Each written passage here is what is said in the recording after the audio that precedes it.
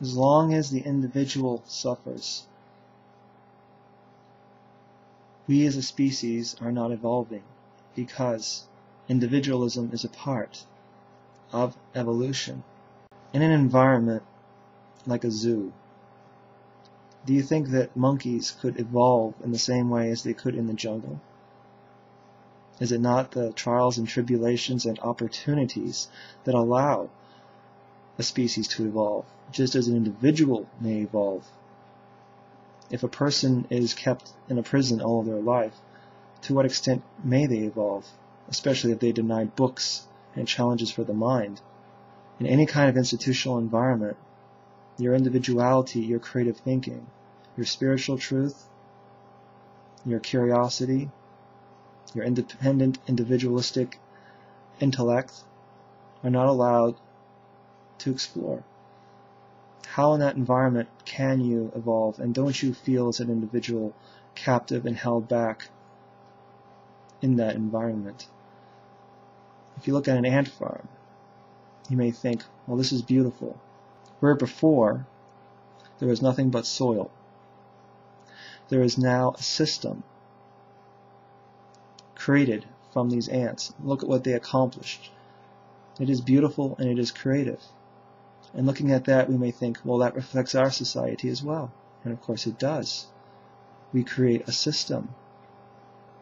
Is it not a beautiful thing? But we are not ants. We have evolved far beyond that stage. And in fact, if you look at evolution, we would start as a single-cell organism. We merely divide and divide and divide.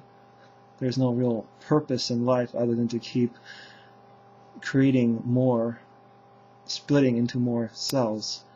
And then we evolve into fish, into schools of fish, and then eventually into a reptile-like phase of crawling on land, and then taking to the trees and developing into a monkey-like species, and eventually to where we are now. If you look at that whole process, if you look at that, the word process, but if you look at that, how we generated into what we are today, you can see a growth of individualism. Increasingly, the individuals in our species have become more independent in their thinking and their capabilities, as we have continued to evolve. So individualism is a part of evolution. If you trace back our evolutionary path, you will see in the beginning that we were extremely simplistic and not very individualistic at all. And so to look at an ant farm and to say, oh, that's beautiful, and if we had a giant ant farm for us to live in, it would be very interesting. Actually, no, it would be very confining. We would feel restricted. We would feel lost and sheltered, because we have evolved far, far beyond where ants are with having a simple little system like that. We are so much more imaginative. We have been given a God-given gift of godly power called creativity and imagination. There really are virtually no limits for what we can accomplish. So haven't we evolved beyond that little system, that little network? We are living in a world that we are now feeling confined in. The individual is feeling confined. We have obviously moved beyond the need for the system. But instead of just letting the system naturally collapse as we move on to our next stage of evolution, as would happen naturally, we have very obsessive-minded people, and not that there's anything wrong with being a little obsessive if it accomplishes something, but we have people who are obsessive about the system, about maintaining that order and the technology and sciences involved in it. There's nothing wrong with searching for the answers to life and being creative and coming up with new inventions. I mean, that's part of it. That's part of our evolution. But what we create is not what we are. We create tools that are meant to serve us, not the other way around. We can create a test tube, and that's fine, But once you have people being created in test tubes, there is something wrong. Having workers working in a plant is one thing. Replacing workers with machines is another. And the strive constantly trying to achieve this great artificial intelligence. Isn't that an attempt to replace our intelligence so that these machines, these computers can do the thinking for us? What does that mean? That we'll be living in a world where we don't have to think for ourselves anymore? Everything will be worked out for us, controlled and conducted for us? This is the same mentality to me as a man who tries to kill himself on booze, tries to drink himself to death, beats his wife, beats his children. Without realizing it consciously, he is trying to destroy the things that are most important to him. And that is what some of these people are doing, who are obsessive with the system and rules and regulations and restraints and machinery and artificial intelligence. They are trying to replace us with our own inventions. There is something seriously wrong with that.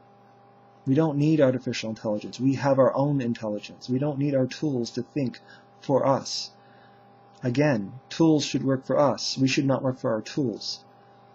When you walk into any kind of building, any kind of construct, it should be an expression of our evolution. It should be there as a creation of ours to serve us.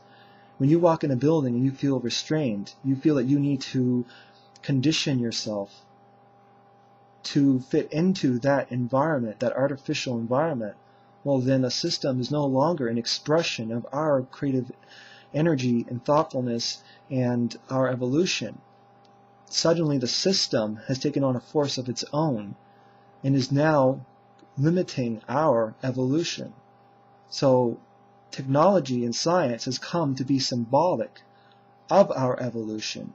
Instead of being proud of our nature and evolving as a natural species, we are looking upon science and technology as progress and symbolic thus of evolution, while we step back.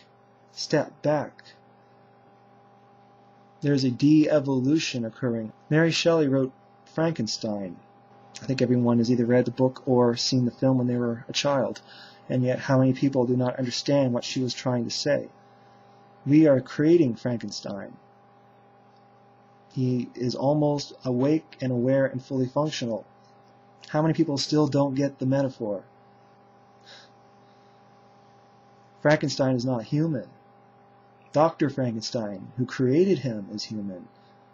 Frankenstein is a monster. We are being evolved by a force we do not understand. It's mysterious. Many different people, many different religions have different concepts of what it is. It is far beyond our understanding, but we are being evolved and evolving ourselves. But we are a part of a fantastic and mysterious balance that we don't understand. How can what we create replace us? How can it really help us? Tools are useful. Okay? Creativity is a part of evolving. And as we continue to evolve, we become more and more creative. But what we create can only limit what we can progress onto afterwards. To create computers that will control everything and keep everything functioning, that is a limitation. It's not a growth. I see clearly what's going on in the world, and I see clearly what individuals like me and quite a number of people that I know and don't know out there, what we need to do as individuals, as spiritualists. I see what we have to do, the side that we have to take is the side of nature. It's not necessarily good versus evil in that literal sense. It's about what is natural evolution and what is de-evolving us. There is a choice between fighting the monster and supporting the monster. There is a choice between what is natural and what is not. We, on this side of this mentality, need to be passionate, because I'm telling you, the side that's going to win this struggle is the side that is the most passionate and wants to win. Sincerely, peace. Not fail. Peace.